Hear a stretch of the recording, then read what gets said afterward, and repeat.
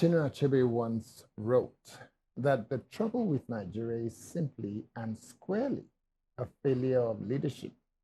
More than 4 decades later, that question remains remarkably relevant. Is Nigeria's problem primarily a failure of leadership? Or has the failure become embedded in the way the country itself is governed?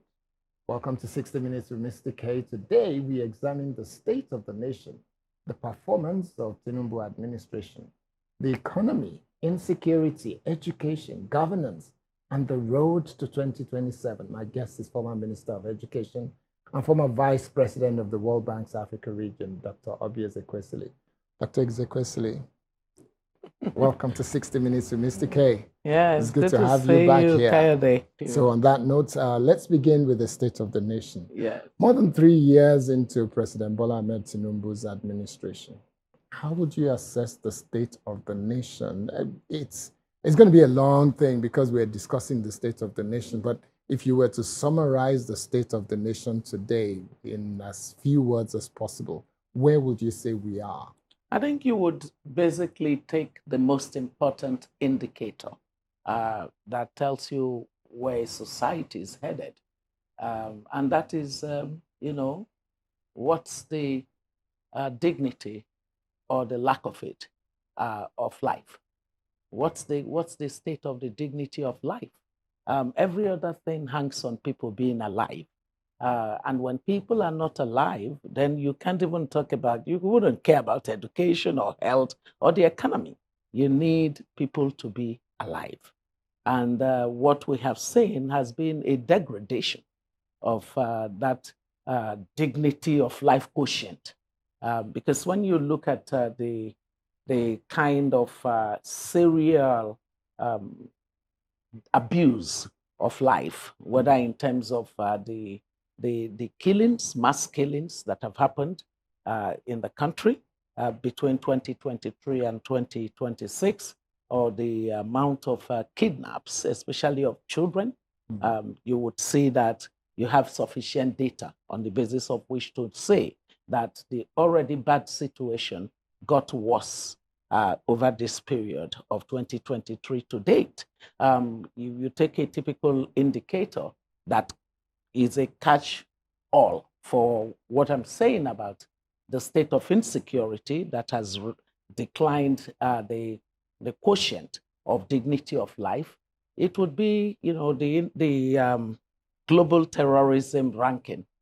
So in Nigeria was at around 6th most terrorized country. By the last ranking, it had become the 4th most terrorized country.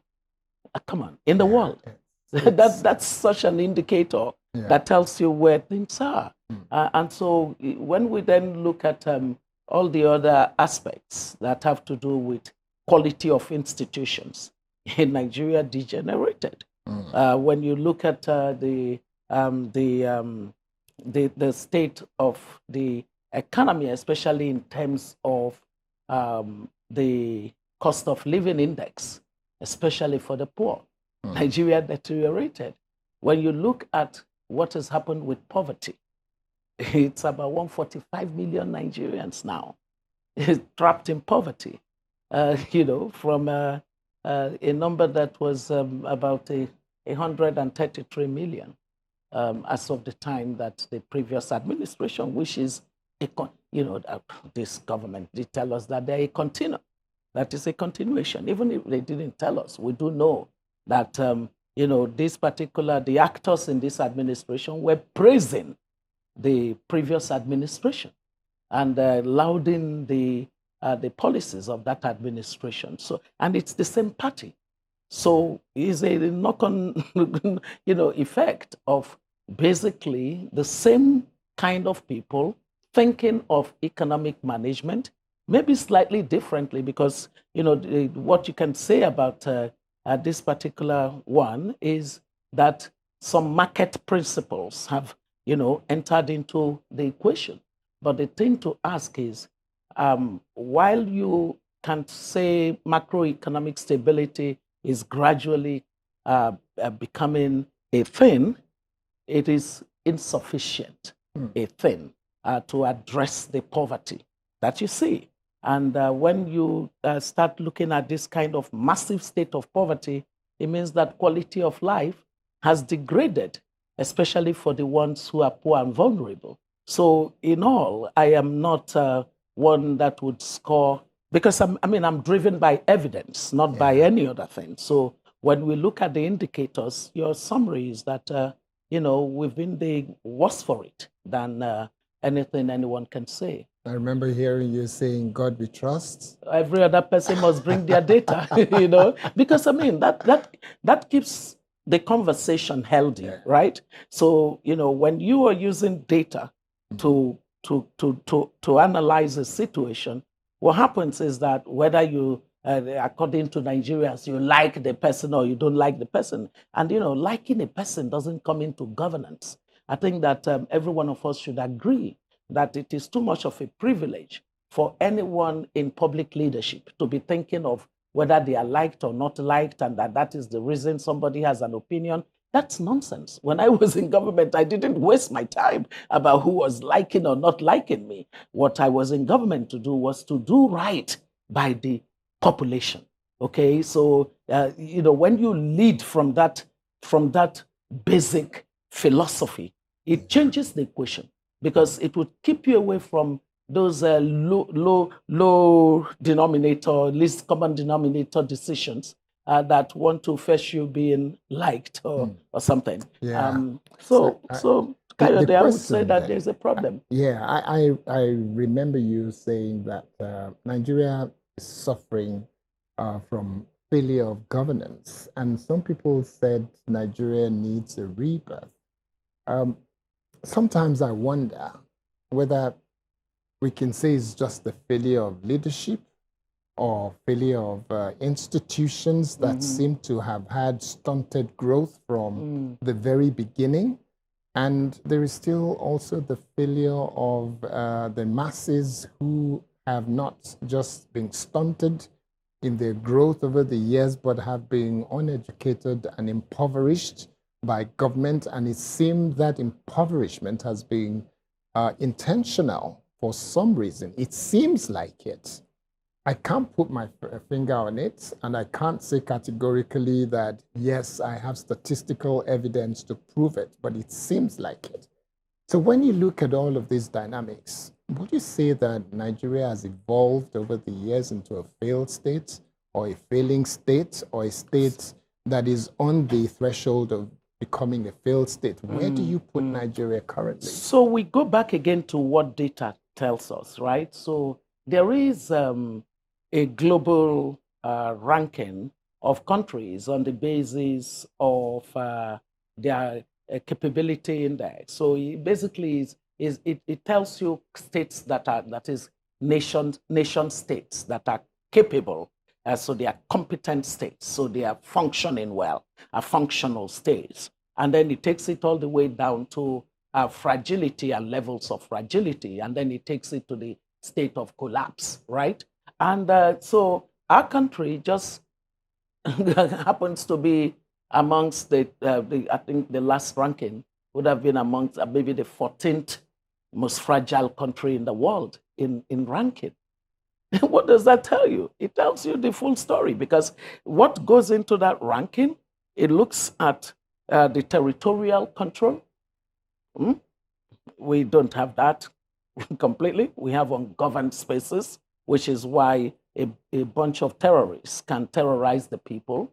They can take the people of this country from ungoverned spaces, and nobody would even know that a whole community has been moved by these enemy forces, right? Then you've got, it measures the state of the bureaucracy and therefore the delivery of basic services to society. It looks at the state of the economy, and how inclusive, equitable distribution of economic opportunities. It looks at social cohesion. So there are a number of, important factors that go into this data that ultimately then has a comparability methodology that then generates the ranking or the rankings of countries. And we are How can you be 13th or 14th most fragile country in the world? That tells you a story. And that story, as you can see now, is multifaceted. But the reason that, research tells us that institutional quality is at the center of it is because, of course, we know that if you want to generate growth, you want to generate development in any society, you need institutions. You need institutions because institutions are the codification of what enables predictability. So you have rules of the game that everybody knows and can play by. We will have to go on a break, and I would want to pick up one word from everything you have said when we come back, which is Sure. When you mentioned three key things that we must remember: character, capacity, and competence. It's interesting that you came up with character first. Yes. And we will discuss that when we come back from the break. But before we go, let me quickly ask you this, and I need a quick answer. All of the statistics that you alluded to and referred to and mentioned clearly indicates that it is down to data. And it is the government currently in office that says, forget about the data and come back and say, no, actually mind the data. Mind the data in the sense that they're saying the macroeconomics are indicator to the fact that we have come out of the woods and we're on our way to prosperity. Do you agree with that analogy, claiming that the macroeconomic pointers are indicating that we're out of the woods? Are we out of the woods? We cannot be out of the woods when I told you the kind of gradient of poverty. So that means they're lying or they're not speaking the truth? So the thing is, they're probably not understanding the data and interpreting it well. The structural change for the economy to be productive, for the economy to create the basis for more economic opportunities and therefore leading to higher household income. Productivity is a function of, the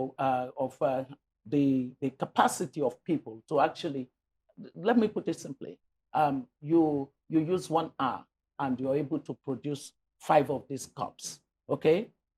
Another country as people use 5 minutes and they produce 500 of these cups.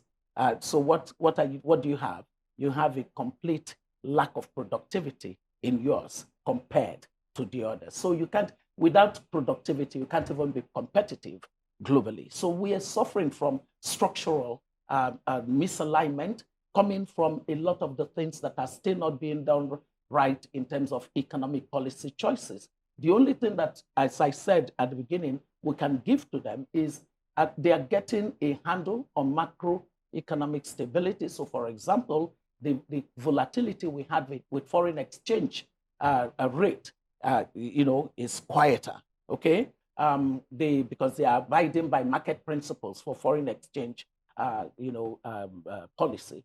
Then you look at inflation. Inflation, even though they then use the methodology to crash it in terms of the numbers, but the real thing is that the cost of living for the average citizen is still pretty high. And by the way, that inflation that spiked did not have to happen. It was a poor management of a combination of policies that led to that runaway kind of inflation that we had. The other thing is you look at the budget. You see that there is a problem. You have budget within budget. That's a problem because it means that unlike what the Chinese are able to do, they pass a budget for a year and they just execute. They execute so well that plan for the next one. For the next one. Absolutely. In our own case, I think there was a time they said 2024 is still open, 2025 is still open, 2026 is on. So what we have seen with that kind of recklessness in terms of fiscal choices and decisions is that you don't gather any more, right? Yeah. And also, this is a government that does not, give you performance record. Records. Yes, Yeah. and it's almost like That's going the to form young part. ones keep screaming about, publish the performance record. Yes. Before something gets done. So when you think of all of that, then you realize that the government needs to be more open to admitting that there are issues, serious issues. Okay. So on that note, I two things that I'm taking away from this segment to the next one is performance review, and I know that somebody that is deemed as very intelligent, that should be the class captain, which is Hadiza Bala Usman, was supposed to be reporting on performance of members of the cabinet and reviewing what they're doing and reporting to the government and possibly even reporting to Nigeria that this is what is happening. But we haven't seen a lot of that. We'll come back to that issue. We'll take a short break. When we return, we examine two issues that directly affect the security, future of Nigerians, national security and education. This is 60 Minutes with Mr. K. Stay with us. Welcome back to 60 Minutes with Mr. K. Dr. Oby Ezekwesili remains our guest. Let's continue our conversation on the state of the nation. Before I take the next question, the one that's supposed to come first, let me go back to where we were, because I said there were two things I needed to very quickly help me understand in the language of one of the professors at Harvard University, where I went for executive training. She would say, help me understand. I don't get what you're saying. So help me understand, Professor Linda Applegate. Oh, I know Linda. Yeah. So she would say, help me understand. That's a code for saying you're not quite making sense right now. So help me understand. When we say character, where does that stand in the realm of things that has defined the progress of this nation? Because we look at all the people from the era of Shagari to the era of Babangida and Abacha. Every single one of them seem to have had flaws in their character that seem to have influenced even much more than their capacity or competence. So what is it that has made it that we have ended up with a nation that has consistently had people at the highest office who seem to have had flaws in their character that has influenced their ability to deliver good to the nation? I think that first we must dismiss the idea that the failure of our leadership recruitment process means that we are inherently a people that lack character. As in, Africans lack character. That must never be what we say to ourselves. I think that the issue has been that the processes for leadership recruitment have, in many ways, been designed in the image of those who have held the levers of power. And fundamentally, when they hold the levers of power and they design, the processes of leadership in the way that erects barriers against people who have character, then you will have a tendency to see that, the political culture that then becomes one where a lack of character is actually an advantage. So because that is the case, what has happened is that the people with character have been kept outside of the political system. And when you have that kind of a distortion where bad behavior is what your political system rewards, there will be a market for bad behavior, okay? And then good behavior is punished. And after a while, the people now see that the lines are blurred, okay? So Nigerians are struggling to understand why you talk values when actually values have not been rewarded across the spectrum of society. Look at it in the manifestation of policies. So you find people who are trying to be productive, they don't make it. The ones who are unproductive, the ones who are doing things like influence peddling, just buccaneers of the country, the ones who are rentiers, rent seekers. So you see them. Look at our Niger Delta. Look at our Niger Delta. The whole idea of the NDC, NIDC, what is it? Niger Delta, NDIC. NDDC. NDDC. I knew I was missing something there. NDDC was that, okay, this particular region of the country where oil that remains more than 90% of the export earnings of the country, more than 95% of the foreign exchange earnings of the country, more than 80% of the budget of the country, annual budget of the country to spend, that region needs to be a region that is so well developed in order to enable the people of the Niger Delta have the opportunity to expand their household income. It hasn't happened. So what is it about the quality of governance that ensures that people who have had that kind of responsibility and have failed to deliver to the people what they should deliver are okay to walk around and be promoted to higher levels? And then they end up in a situation where you're looking at the public sector as being the corridor for wealth. Look at, just line up all the people who are wealthy in our country today and try to trace their wealth to any productive activity. None. Maybe a few. But, but when you look at the fact of people going to government and, it guarantees that they will be massively wealthy, questionable wealth, and nobody, not the people that they are misgoverning, cares to say, how did this man who was one of us poor in this community, how is he now, wallowing? So yes, he's so rich. No, what the society has done is that it has so, distorted even the mindset of the people, that what they look at it as being is, he's fortunate. He's done well. This is a boy done good, And so they start training their children and saying, go and be carrying the bag for them. One day it will be your turn.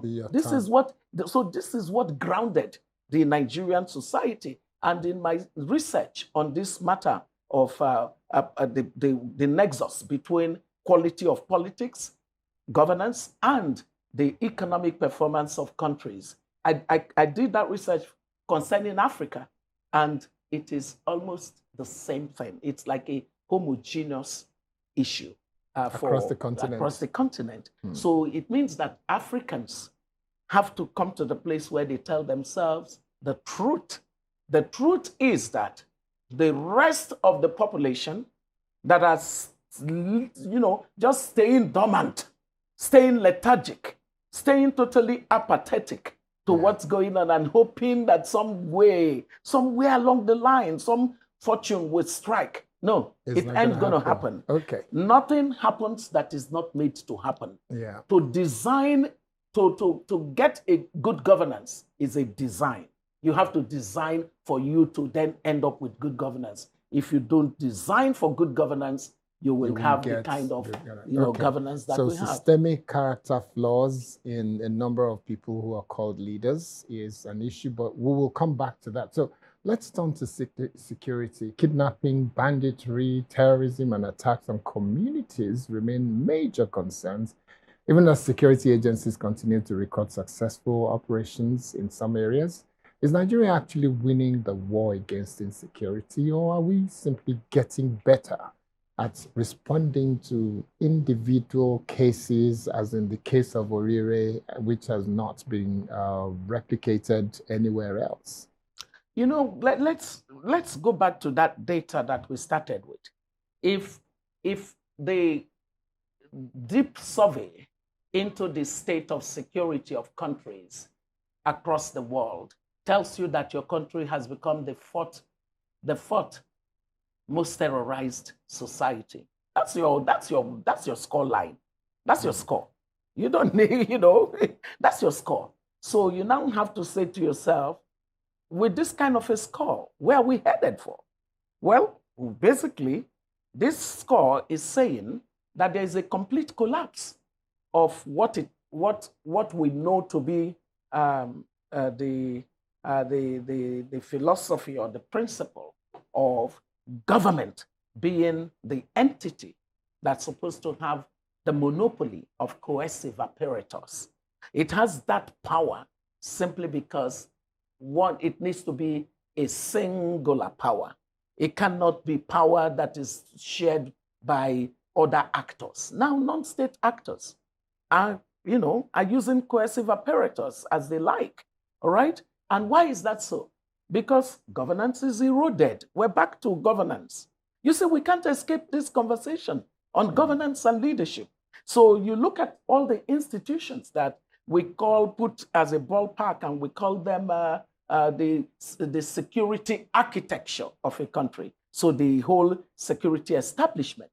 And then you begin to take each of them and analyze, and you find that there's been an erosion. There's been an erosion of competence. But worse is the erosion of the integrity of the institutions. So look at our military. Our military was one that we didn't like our military for coups, right?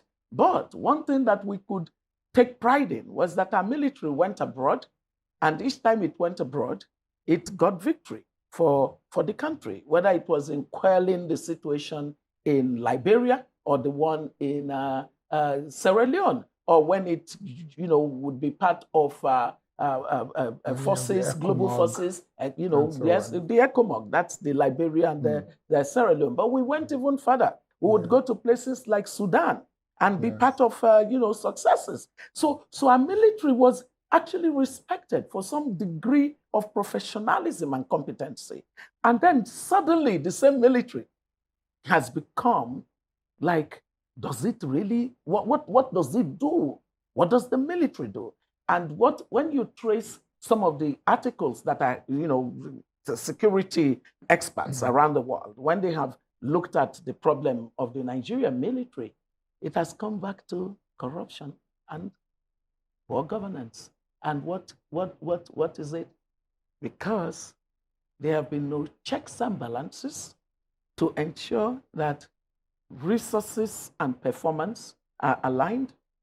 There has been basically a perverse incentive to those who are in that space of security to convert what is a threat to the existence of this country into what we call a military-industrial complex. Okay. So fighting terrorism is now an industry from which people who have the levers of power, starting from the commander-in-chief of the armed forces to the military establishment, to the other security establishments, they need to be saying to Nigerians, what is the performance from the kind of trillions of naira, several trillions of naira that has been allegedly used to fight insecurity in the country? The results point to the fact of poor governance of these institutions, poor governance of the resources of this institution,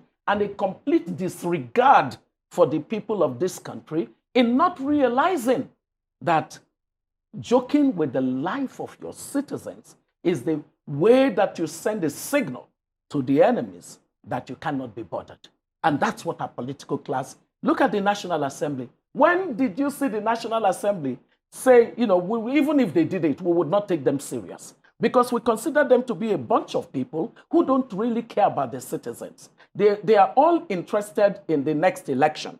They say that statesmen think of the next generation, but lousy politicians only think of the next election. So there they are.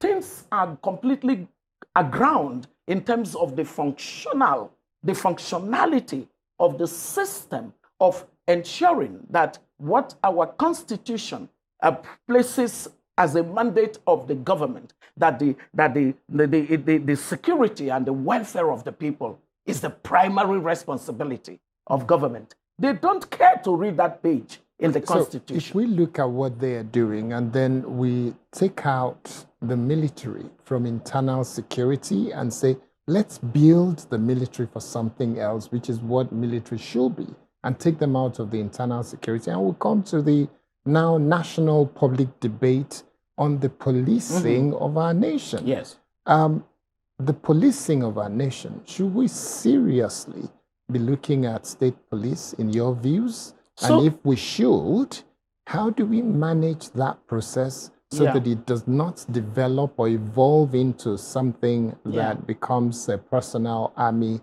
of individual politicians in the state? Yes, but I need to make sure that I connect what you're saying about the police to what we earlier said about the military, because you heard me saying the security establishment, which includes the police. Now, if we had good governance, it would be the clarity of the mandates would be observed. But because we don't have good governance, we don't have a clarity of mandate. We also have the DSS, for example. The DSS, and I hope they come back, because there was a time the DSS was degraded.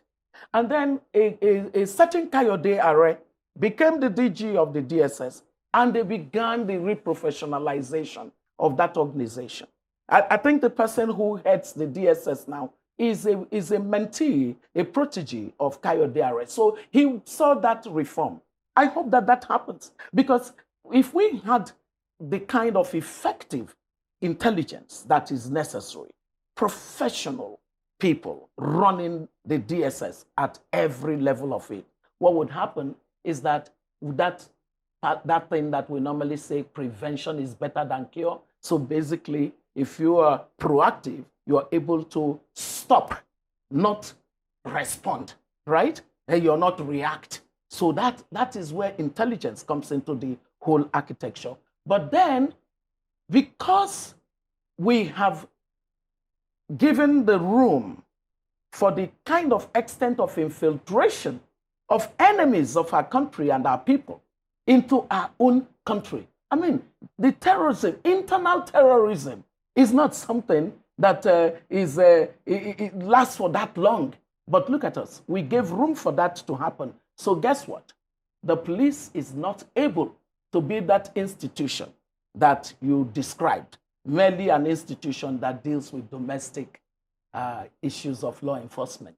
This has gone beyond their pay grade. That's why the military has become involved in internal matter of this kind. Yeah. So when you now say the distribution, of powers around policing, this whole policing thing, where we're going to have state police, that's a very good idea. There's a way that we describe in it. Inverted commas, open and close. Yes, it's a good idea. But guess what? It is. I think that it's an idea being driven by, let's just do something that will make people think. Well, I am not convinced that the necessary underpinning research and preparation, in the world of development, we call them prior actions. The kind of analysis that you need in order to make informed decision of how you're going to organize this kind of devolution that you want to do with policing. I don't think that it has happened. If it has happened, they should let us know. They should show us indications of how it has happened, which is why I went public on the fact that I understand the idea of state policing, but by the way, you cannot do this just spring it out of a big box of things that are necessary to be set aright. And so that fundamentally and foundationally, we are running on a design of our federation that is very distorted. We have to take another short break. When we return, we look ahead to 2027, the election, the political parties, the voters, and beyond the politics, the kind of Nigeria Nigerians should be demanding, not expecting, demanding, because it won't happen unless demanded. Do stay with us.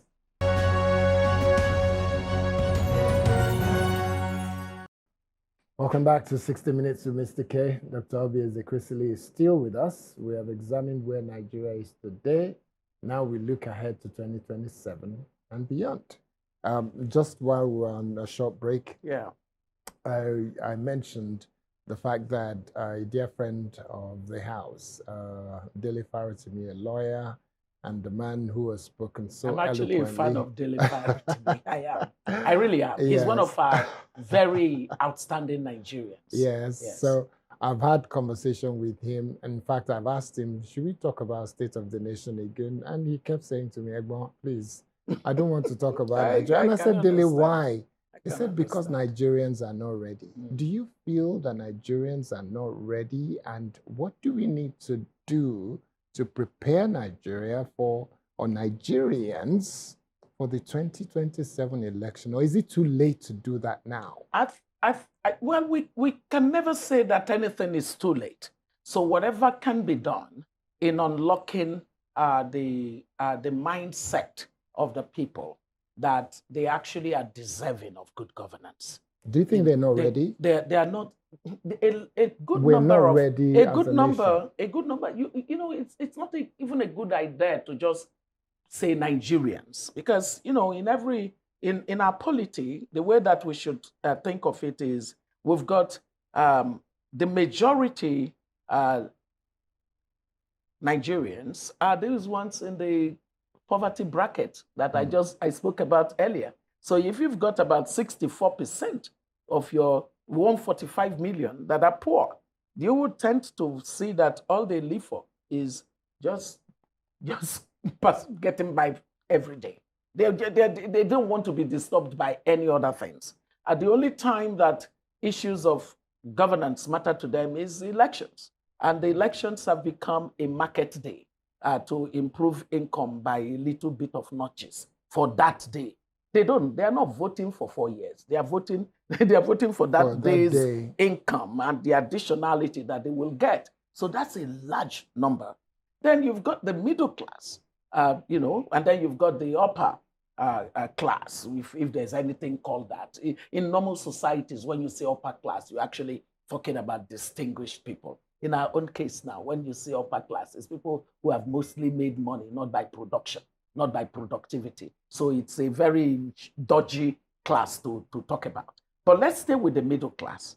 So it turns out that when we've looked at political systems and political landscapes, it's often been, and political history, it's often been the middle class, which is the one that they say the elite of society. They're usually the ones with the greater stake in ensuring that society functions, and that society functions to enable more people to go through what we call social and economic mobility. When government functions and people have access to education, to healthcare, and to just basic minimum of services of other essentials, what happens is that they also, climb into middle class. Now we have majority that are not climbing out of poverty.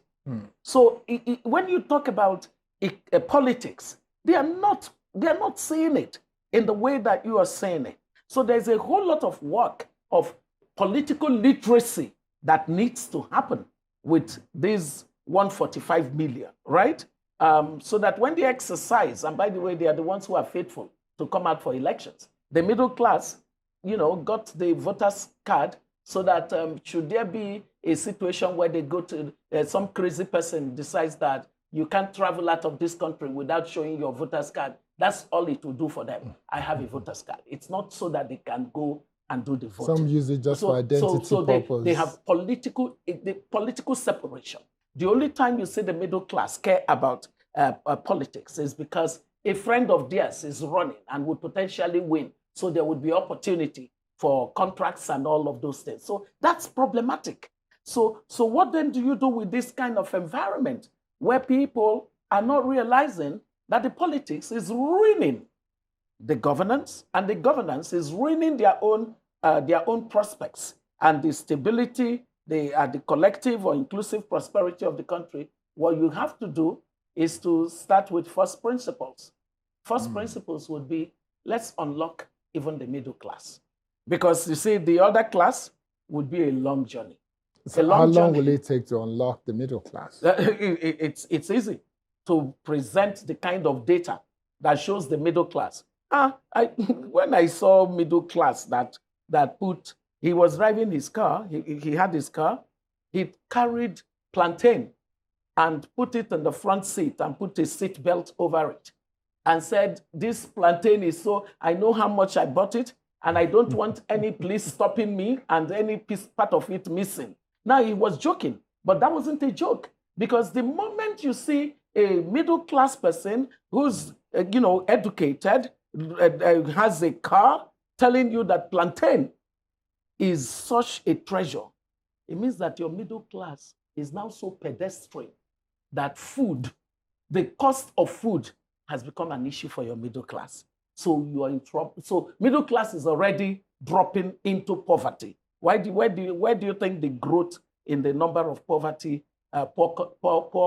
households is coming from? It's because some of the middle class that were, thinking they were okay, have dropped into poverty. As the economy deteriorates, it drops more people into poverty. So what we need to do is to show them the data that says more will drop into poverty if we don't get this country working. Okay, and then we can also show them the counter factual of that point, and say, by the way, if you as middle class should care about good governance and we have a country that's working, your work rate should be producing much more for you.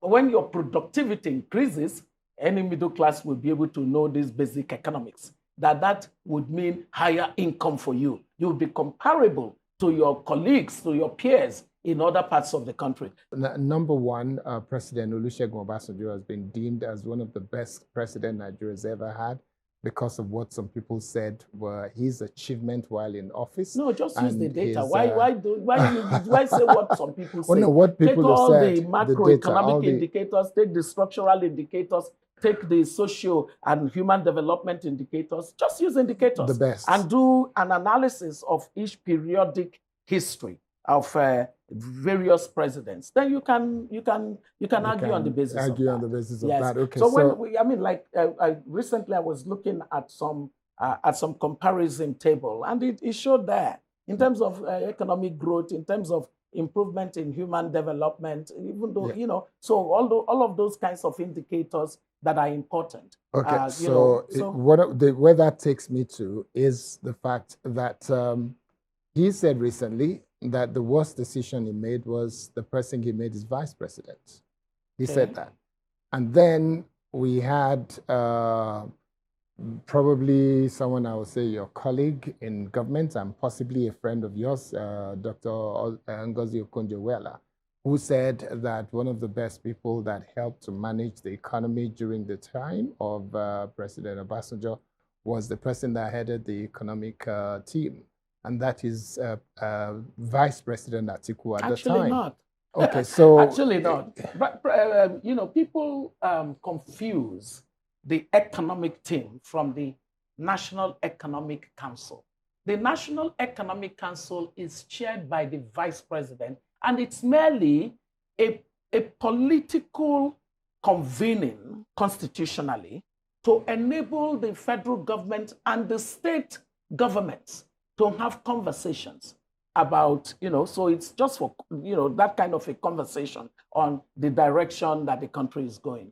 The presidential economic team is a team of economic reformers who were responsible for ensuring the monetary policy was working, fiscal policy was working, structural reforms like, having the EFCC, tackling issues of corruption, or having the tax, it used to be called FIRS, right? So if we call Moigui, reforming tax administration and everything that has to do with it, having the due process. So all of that starts with President Obasanjo. The then vice president was not a chair of that. The political chair of that was President Obasanjo. The technical chair of that was Okonjo-Iweala. So there's no. So when there was she's no, saying that the then Vice President Atiku led on the economic issues quite excellently actually, well. I don't know. I don't know the basis. I don't think I have not read anything of what she said. But I'm just simply saying to you factually that the economic team, it was called the Presidential Economic Team. So the head of it was President Obasanjo. Okay, so let's move away very quickly technical from leader that then. for it, Yes. because we were 12. We used to be Yes. called the Dream Team of 12. Okay, and that 12 were people who were doing the technical reforms. All of us were technocrats who were basically reforming. And what were these reforms for? All of these reforms were to enable us get an evaluation of effective reform of the Nigerian economy in order that it could be presented to the Paris Club of Creditors for the debt reduction we got. We didn't get debt reduction by simply just walking off to talk to people. No, there were key indicators of change, transformation that we needed to work on. So while Ifweko was doing her own, after Obasanjo, you know, so while Ifweko was doing her own in tax, and I was doing my own through the due process, through the Extractive Industries Transparency Initiative, and then through the mineral sector, there was the Rufai was doing his own through the what's that called now? BPE, Bureau for Public Public Enterprise. Right, yes. And then we had Steve Oronsaye initially, who was doing something around the civil service reform, which eventually became Public Sector Reform Bureau. And that was a reform that was necessary. Bode Augusto was doing the reform of the budget, and then we had Soludo, who was doing the reform on the monetary policy. Initially, he started off as the head of the National Planning Commission. And in that role as a special advisor on economy, what he was bringing all of the things that we were doing together. Each of us would write up and present the progress being made, and that was the basis on which we had the needs, Nigerian economic economic empowerment development strategy. That was our own national strategy. So mixing up that with the National Economic Council, which is a political gathering of the states and the federal, discussing the economy, they were not delivering reforms. Those ones were not delivering reforms. Those ones were having conversation on how to run, on how the economy is running. So they would look at the people that would be invited, the central bank governor, the minister of finance, to present the progress that was being made with the federal management of the economy. So I don't understand why people keep confusing this. And I think that it's important that the media should understand it and communicate it appropriately. So Vice President Atiku was never the chair of the presidential economic team that I belonged to. Okay. Except if there was there was another one. So as part of wrapping up, we are now facing 2027, and we only have just a few minutes to wrap this up. In terms of former Vice President Atiku as a presidential candidate of the ADC, what will be 2-3 sentences that you will say will be a reason to vote or not to vote for him? I am not in the business of determining who you should vote for. Okay, so who do you want to support then in this upcoming it's already election? public. In the last election, I said it. I said I used the metrics of character, competence, and capacity to score the 3 main candidates for the election. And it came out clearly that I could not, find anyone with the I mean, so none of the 3 candidates? No. I said of the 3 candidates, the person that had the kind of score that I could even touch was Governor Oby I said it last in 2022 so election. when some people say that Peter Obi is supported by those from the southeast because they're from the southeast, I know you well, but I need for you to clarify because Nigerians you might as well say that any Yoruba person who supports President Tinubu supports him because he's Yoruba. Because he's Yoruba. I wouldn't say that to anybody. Okay, they must have their reason for supporting him. So I have always been this Nigerian who just simply says, if you're going to make decisions, use metrics. Use metrics. Yeah. When you use data, all I simply did was, okay, just evaluate people on the basis of character. Evaluate them on the basis of competence. Evaluate them on the basis of capacity, based on their trajectory that we have seen. These are public leaders. So every one of us can do that. If you do your own, and whatever your total score is telling you, you should be an unbiased evaluator, right? And you tell yourself the truth. So that's the way. Look, there are some people from the southeast who, if they are on the ballot, there's no way I won't even put them amongst the people to be scored.